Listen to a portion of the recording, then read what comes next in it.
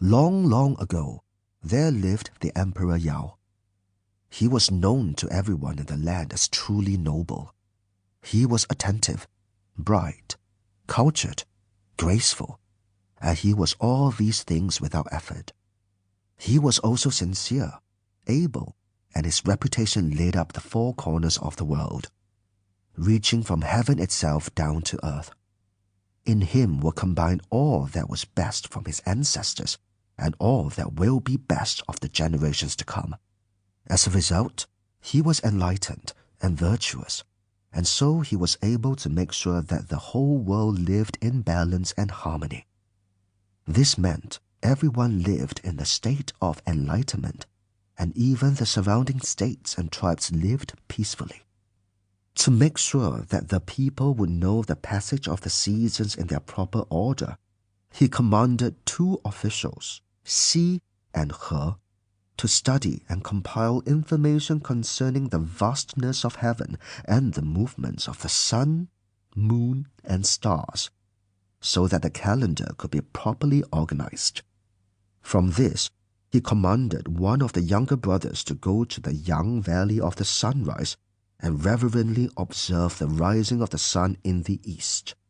This was so he could determine when the spring equinox would take place, and by observing the stars, he could know when the day and night were of equal length. This meant the people would know when it was time to return to work in the fields, and they could see this was also when the birds and animals started to mate.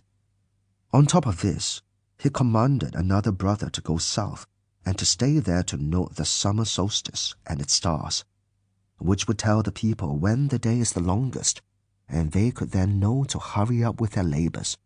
This is also the time when the birds and animals start to molt.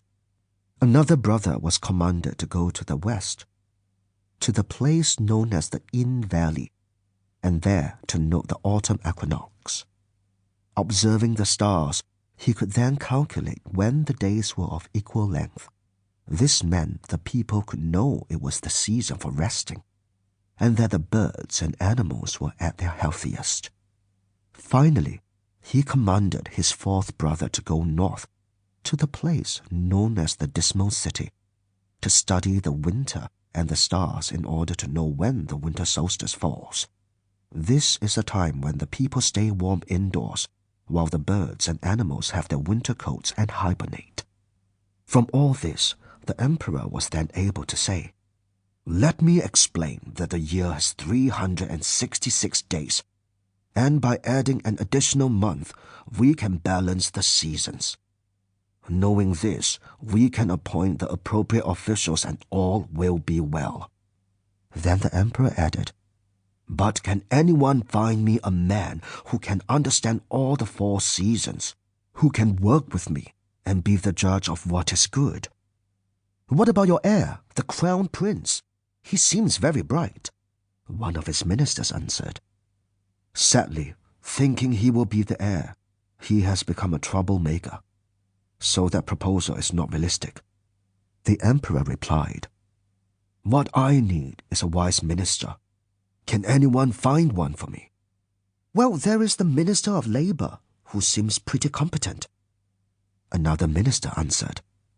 In reply, the emperor said, "Sadly, he says one thing in public and another thing in private. In public he seems to be very respectful and humble, but his vanity rises like a flood to the very gates of heaven. Oh, by all that is holy, the ceaseless floods and the vast waters are destroying everything that is good and right. The dark waters have overwhelmed the hills and mountains.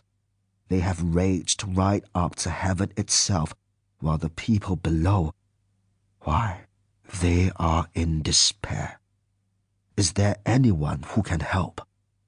All his ministers replied, "Well, what about Guan?"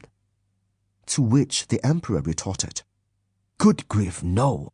That man is a rebel who goes against whatever is right and refuses to be disciplined." "But why not at least give him a try?" implored the ministers.